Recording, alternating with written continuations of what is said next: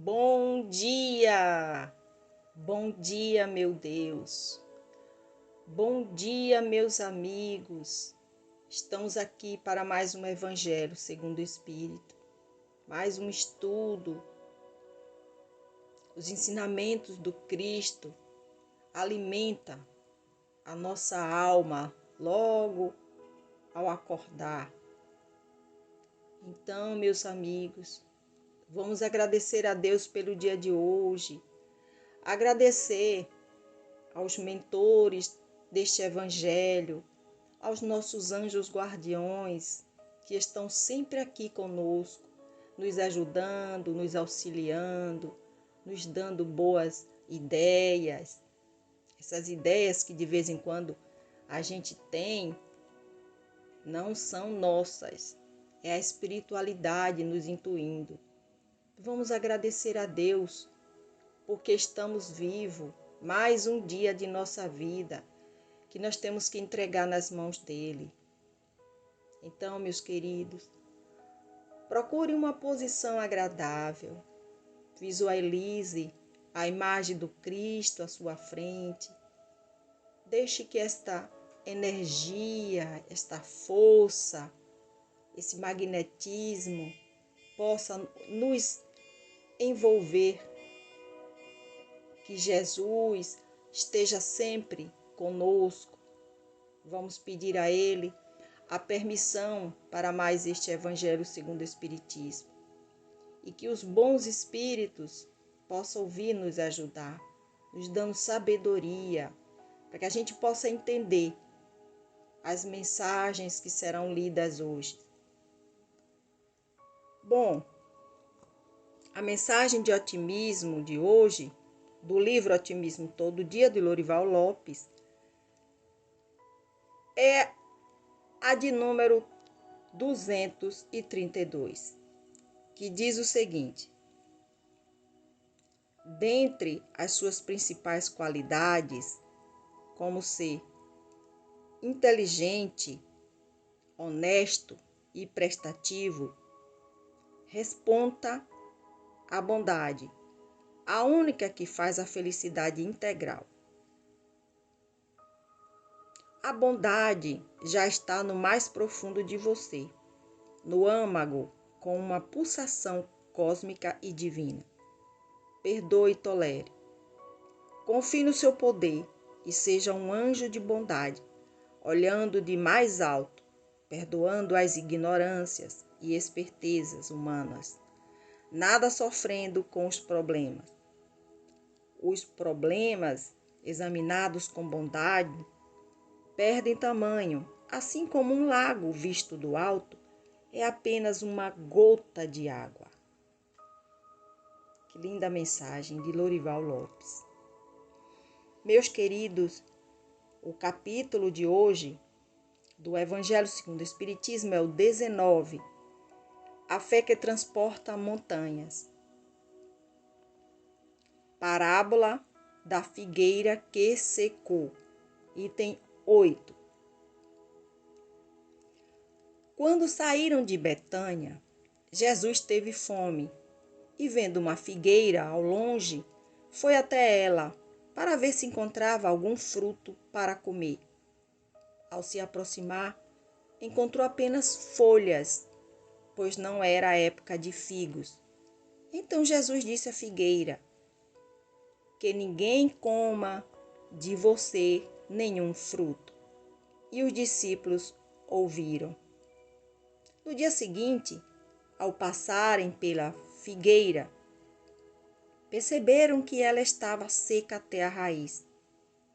Pedro, lembrando-se das palavras de Jesus, disse-lhe: Mestre, olha como a figueira que o Senhor amaldiçoou tornou-se seca. E Jesus respondeu: tenham fé em Deus. Em verdade, eu lhes digo que todo aquele que disser a esta montanha, saia daqui e vá para o mar, sem que seu coração hesite, acreditando firmemente no que está dizendo, verá de fato sua ordem se cumprir. São Marcos, capítulo 11, versículo 12 a 14, 20 a 23. Que assim seja. A figueira que secou é o símbolo das pessoas que apenas aparentam fazer o bem, mas que na verdade não produzem nada de bom. São os oradores que possuem mais brilho do que o conhecimento, cujas palavras não têm profundidade e apenas agradam aos ouvidos, mas que ao serem analisados não trazem nada de proveitoso ao coração. Pode-se então perguntar: que proveito elas trouxeram a quem as ouviu? A figueira que secou é também o símbolo de todas as pessoas que têm a oportunidade de serem úteis, mas não são. Representa ainda todas as utopias, todos os sistemas sem conteúdo e todas as doutrinas sem base sólida. O que falta na maioria das vezes é a fé verdadeira, a fé produtiva, a fé que comove as fibras do coração, ou seja, a fé que transporta montanhas. São árvores que têm folhas, mas não têm frutos. Foi por isso que Jesus as condenou à esterilidade, pois chegará o dia em que elas ficarão secas até a raiz. Todos os sistemas, todas as doutrinas que não produzem nenhum bem para a humanidade serão reduzidos ao nada. Todos os homens voluntariamente inúteis que não utilizam seus recursos também serão tratados como a figueira que secou. Os médiuns são os intérpretes dos espíritos. Por possuírem faculdades específicas para essa atividade, eles emprestam seu corpo físico para que os espíritos possam transmitir suas instruções. Nos tempos atuais de renovação social, os médiuns têm uma missão particular. São árvores que devem dar alimento espiritual aos seus irmãos. Eles são muitos para que o alimento seja farto. São encontrados em todos os países, em todas as classes sociais, entre ricos e pobres, entre grandes e pequenos. Eles precisam estar em todos os lugares, a fim de que todos recebam os ensinamentos e para mostrar aos homens que todos estão sendo chamados. O objetivo principal da mediunidade é ajudar o próximo e melhorar aquele que a possui.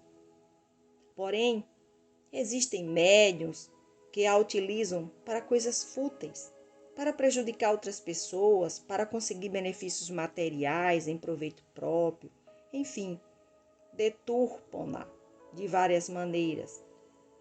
Existem médiuns. Esses médiuns, serão tratados como a figueira que secou.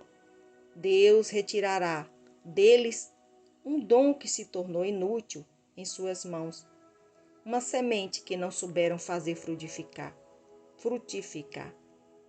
E é assim que eles se tornarão alvo dos maus espíritos. Que assim seja. Pois é, meus amigos, Jesus o tempo todo está aqui fazendo uma analogia. Ele está passando os ensinamentos para o apóstolo. E, meus amigos, todos nós, espíritos encarnados neste planeta, nós fomos criados por Deus simples e ignorantes. Mas Deus, Ele nos deu a mesma capacidade, direitos e obrigações e livre-arbítrio. Todos nós nascemos iguais. Então, estamos aqui para evoluirmos. Evoluirmos sempre. A gente tem que buscar aquilo que é o melhor para que a gente possa crescer moral, intelectual e espiritualmente. Então, nessa passagem, o Cristo nos faz refletir que aqueles que não têm uma alma boa, que não possuem bons sentimentos e virtudes, sofrerão as mesmas consequências da figueira que secou. E ele ainda acrescenta que precisamos nos esforçar mais e mais, fazendo sempre o melhor naquilo que nós escolhemos para seguir. Jesus, ele faz essa analogia usando a árvore, a figueira, para explicar para todos nós que se não procurarmos sermos úteis naquilo que nos comprometemos, o sofrimento baterá à nossa porta. Nós somos uma árvore e precisamos deixar que essa árvore cresça, frondosa, dê bons frutos. Caso contrário, não produziremos nada de bom. Então, no item 10, Kardec aqui, ele vem alertar aos médiuns, porque todos nós somos médiuns. Não existe um que não seja médium. Alguns já têm a mediunidade mais aflorada, mas todos nós somos. Então, nesse item 10, Kardec vem alertar para todos nós que nós somos médiuns, que somos intérpretes dos espíritos. E aqueles, que já têm a mediunidade mais aflorada, a responsabilidade deles ainda é maior. Porque eles são também mensageiros de Deus, são os intérpretes dos espíritos. E eles têm como missão ajudar, a trazer informações do mundo espiritual. Então, o objetivo da mediunidade é, primeiramente, se melhorar, e ajudar o próximo. Caso contrário, Deus, ele retirará esse dom, que é uma semente que veio para frutificar. E assim esses médiuns, eles se tornarão alvos dos maus espíritos.